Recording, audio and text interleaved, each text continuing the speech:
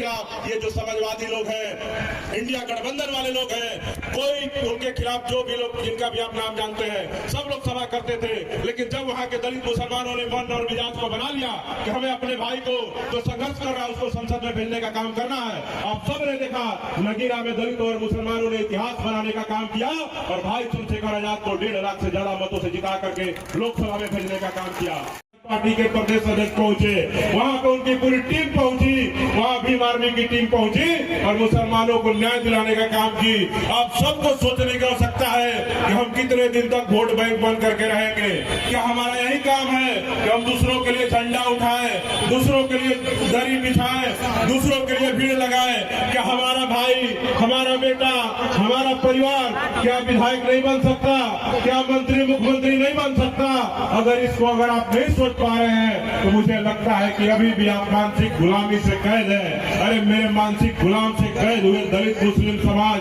पिछड़ा अति पिछड़ा वर्ग के लोगों, अभी भी समय है, जाग जाओ और जाग करके अपने हक अधिकार को छीनने का काम करो और हक अधिकार छीन करके इस बार बिहार विधानसभा में अपने एक अम्बेडकरवादी भाई को विधायक बना करके भेजने का काम करो। आप सबने देखा होगा कि जब देश के संसद भवन में दिल्ली में जब सारे सांसद मौन होते हैं दलितों के मुद्दे पे, मुसलमानों के मुद्दे पे, पिछड़ों के मुद्दों पे, किसानों के मुद्दों पे, पहलवानों के मुद्दों पे, देश के जवानों के मुद्दे पे, तब हमारा अकेला सांसद जिसको आप सबके ताकत ने यही एकता बना करके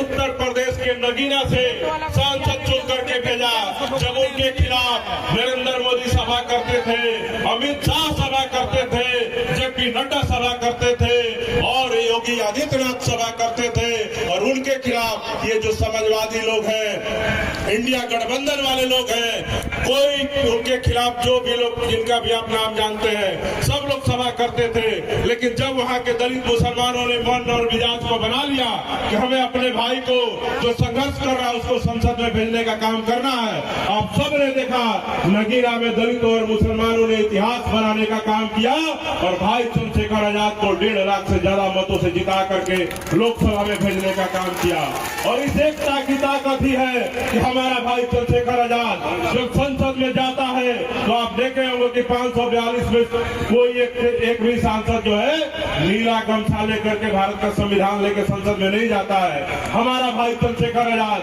अकेला संसद के बाहर भी, संसद के अंदर भी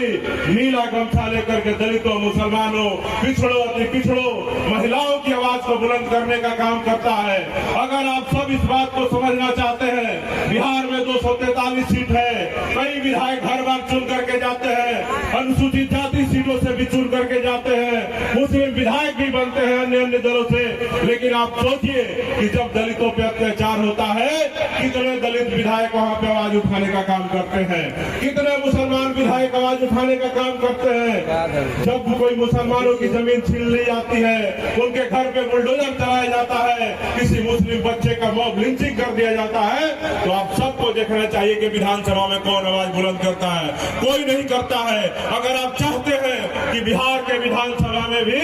भाई चंद्रशेखर आजाद जैसा एक अम्बेडकरवादी से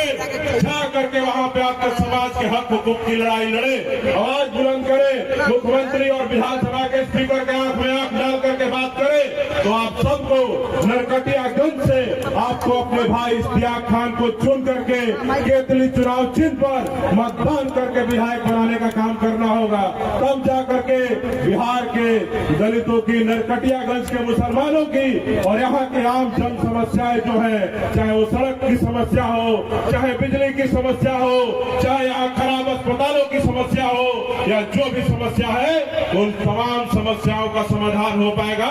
अभी तक आपने नरकटियागंज के विधायक को विधानसभा में यहाँ के जो मूलभूत समस्याएं हैं उस पर आवाज उठाते हुए नहीं देखा होगा। लेकिन हमारे इश्तियाक भाई हमेशा बेतिया जिले में तमाम जो समस्याएं होती है उन तमाम समस्याओं को लेकर के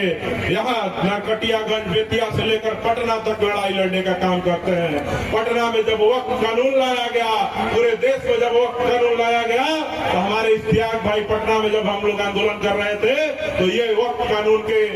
खिलाफ इश्तियाक भाई ने पटना बिहार की राजधानी में अपनी गिरफ्तारी हम सबों के साथ देने का काम किया था। इसलिए मैं आप सबसे कहना चाहता हूं कि मेरे भाइयों जागो और अपने वोट के हक अधिकार को जानो। हम सबके बीच में हमारे भीम